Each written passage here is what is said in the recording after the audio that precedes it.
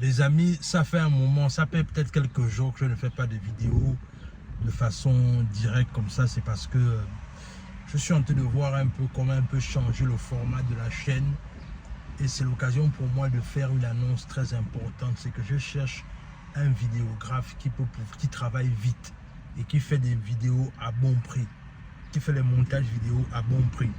Si vous connaissez un vidéographe, quelqu'un qui sait faire de bonnes vidéos, qui sait faire de bons montages, n'hésitez pas à laisser votre contact dans la barre de description ou en commentaire afin que je vous contacte, afin qu'on essaye de voir comment est-ce qu'on peut faire un deal ensemble. C'est très important. Alors aujourd'hui on va parler d'une situation, on va parler un peu de l'actualité mondiale actuellement, notamment l'actualité africaine. Parce que ce qui se passe, c'est que récemment, j'ai un peu observé l'actualité africaine et je réalise que nous les Africains, c'est compliqué quoi.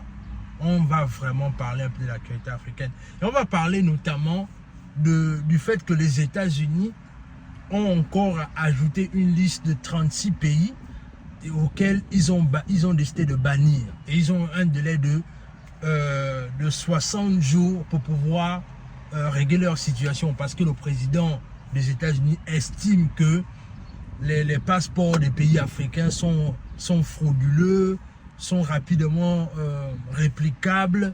Donc du coup, voilà, il faut... c'est la raison pour laquelle on nous bannit en fait. Voilà, avec toutes les raisons qu'il a données. Dans cette vidéo, on en parle en long et en détail sur ce... Non, faut pas aller jusque-là, tout de même.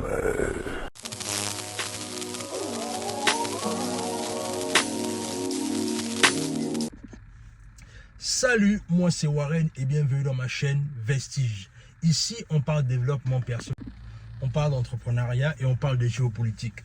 Alors aujourd'hui, il est question pour moi un peu de parler un peu de l'actualité en ce qui concerne le fait qu'on est ajouté à la liste, les États-Unis ont ajouté à la liste des pays qu'ils ont bannis, c'est-à-dire 36 pays. Et notamment mon cher pays, le Gabon, est à l'intérieur. C'est la raison pour laquelle il me dit que bon, là quand même, il faut prendre la parole pour dire quelque chose quand même.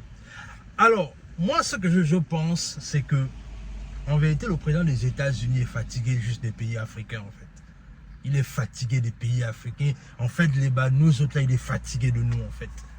Et non seulement il est fatigué de nous, il ne passe pas par 4 chemins pour le dire en fait. Il ne passe pas par 4 chemins pour le dire. En fait même, je pense que diplomatiquement parlant, je pense que c'est ça qui peut-être qui lui manque, de lui dire clairement que écoutez, je ne veux plus de vous chez nous. Mais comme il y a les rapports, il y a des partenariats, il y a des coopérations, il trouve les petites portes pour pouvoir faire passer le message. Mais alors qu'en vérité, la chose c'est que le monsieur ne veut plus de nous dans ces pays. Et moi je me dis quand même que, alors, on nous a déjà clairement montré que on est persona non grata dans certains pays en Occident. Mais nous, ce qui est bien avec nous, c'est que nous, on va dans la force des choses. C'est-à-dire que de la même manière, vous êtes venus chez nous, si on va venir chez nous et on va venir chercher les compétences, la richesse, et certainement on va retourner chez nous. Ne vous inquiétez pas, on va retourner chez nous.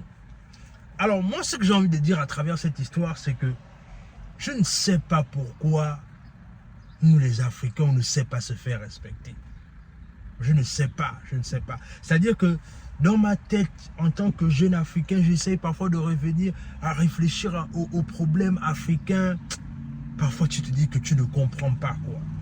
Voilà une situation là où nous, les Africains, on aurait pu imposer le respect. C'est-à-dire quand, par exemple, un président comme ça arrive et qui dit qu'il bannit les pays africains. Les pays africains, là, qu'est-ce qu'ils auraient pu faire pour en fait, riposter à ce que le président américain a fait. Ce qu'il devait simplement faire. C'est très simple. C'est-à-dire il faut partir du principe que David a battu Goliath avec ses petits moyens.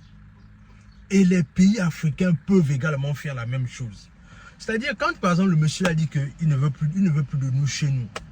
Combien de pays ont fait la réciprocité? Peut-être 2 ou 3 pays.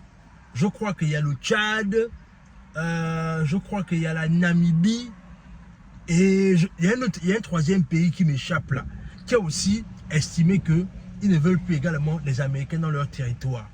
Mais la majorité des pays africains sont là, ils sont là. Ça, en fait, on leur a donné l'information qu'on vous bannit du fait de ne plus venir aux États-Unis. Ils sont là, ils ne disent rien. Alors que la stratégie que les pays africains auraient pu mettre en place, c'est quoi? C'est-à-dire, quand on dit par exemple comme ça, là, par exemple, quand ils donnent ça comme ça, que les pays africains sont bannis de ne plus venir aux États-Unis, mais c'est très simple. Ce qu'on fait, c'est quoi? C'est-à-dire, on fait simplement la réciprocité. Et la réciprocité, c'est quoi? C'est-à-dire, premièrement, on rappelle nos ambassades, nos ambassadeurs qui sont dans ces différents pays-là.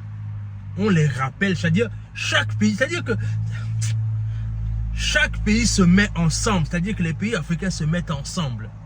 Ils disent quoi? Ils disent qu'on rappelle, chaque pays va rappeler son ambassadeur. Et quand on rappelle son ambassadeur, on coupe la coopération avec les États-Unis. Ça, c'est la première chose. Ce qui va aussi se passer, c'est que non seulement on coupe la relation, on coupe les rapports diplomatiques avec les États-Unis, mais on coupe aussi tout partenaire économique avec les États-Unis. C'est-à-dire que ça va forcer le président à se plier en fait. C'est ce qui s'est passé en Namibie. Je crois qu'avec la présidente de la Namibie, elle a clairement démontré à ce président-là que tu fais comme tu fais là, moi aussi je te rends. Mais aujourd'hui, je vois les chefs d'État africains ne parlent même pas de ça. C'est-à-dire que j'ai même encore lu un communiqué il n'y a pas longtemps, là où je crois que c'était le président du Congo ou bien quelque chose comme ça, là, qui disait qu'il demande des explications. Mais il y a quelle explication qu'on va donner là? Le monsieur a déjà dit qu'il ne veut plus de vous chez lui. Par contre, ce qu'il faut faire maintenant, c'est que au rapport de force, même si tu n'as pas, encore une fois, les pays africains on n'a pas les armes, on n'a pas les grandes bombes nucléaires, etc. Mais ce qu'on a, on a les ressources naturelles. Et tous ces pays occidentaux, peu importe, c'est vous qui parlez le français, tous ces pays-là, eux, ils recherchent quoi? Ils recherchent les ressources naturelles. Donc, c'est la raison pour laquelle il faut les battre dans leur propre jeu. C'est-à-dire que, voilà, ça aurait été une meilleure opportunité de se faire totalement respecter. C'est-à-dire, premièrement, on rappelle nos ambassades, nos ambassadeurs, et ensuite, on coupe tout rapport parce que les coopérations, c'est pas ce qu'il manque. La Russie est là, elle veut coopérer avec l'Afrique. La Chine est là, elle veut coopérer avec l'Afrique. Pourquoi on est trop bloqué avec la situation des Américains? Les Américains sont en train de nous montrer tous les jours que leur impérialisme même finit même par jouer contre eux. Mais nous, on est là, les pays africains, on est là, on blague. Regardez un peu ce qui se passe encore récemment là. Au-delà du fait qu'on dise que le président a déclaré qu'il est en train de bannir les pays africains pour ne plus venir aux États-Unis, mais actuellement, je vous dis bien actuellement, ça va commencer dans la semaine là, ça va commencer le 25 je crois. C'est-à-dire qu'actuellement, il y a un forum États-Unis-Afrique. C'est-à-dire qu'on est en train d'assister à la plus grande contradiction de l'histoire de l'humanité avec l'histoire des pays. C'est-à-dire, les Américains ne veulent plus des Africains dans leur territoire, disons-le clairement, mais ce sont eux également qui font actuellement, c'est-à-dire qu'ils ont initié une semaine, au moins je crois c'est 3 jours de travaux qui va se passer en Angola, le forum États-Unis-Afrique.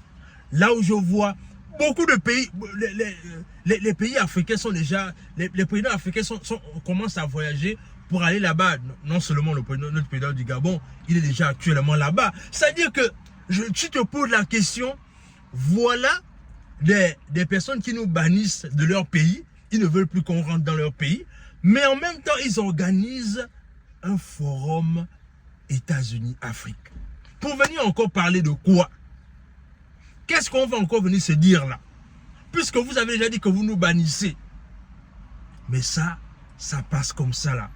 On voit combien de fois les chefs d'État africains sont maintenant en train de partir pour aller faire quoi? Ça aurait été la meilleure façon de montrer au président américain que on n'est pas d'accord avec ta façon de faire. Mais rien. Rien.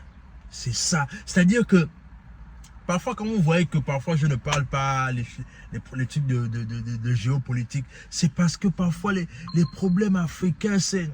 Ah, vraiment. C'est-à-dire que tu te poses la question que mais l'Africain est même en train de partir où? Là où les gens sont en train d'affirmer leur puissance, là où les gens sont en train d'affirmer leur hégémonie. Mais nous, les Africains, on est toujours en train de plier les chines. Est-ce que vous vous rendez compte de ça?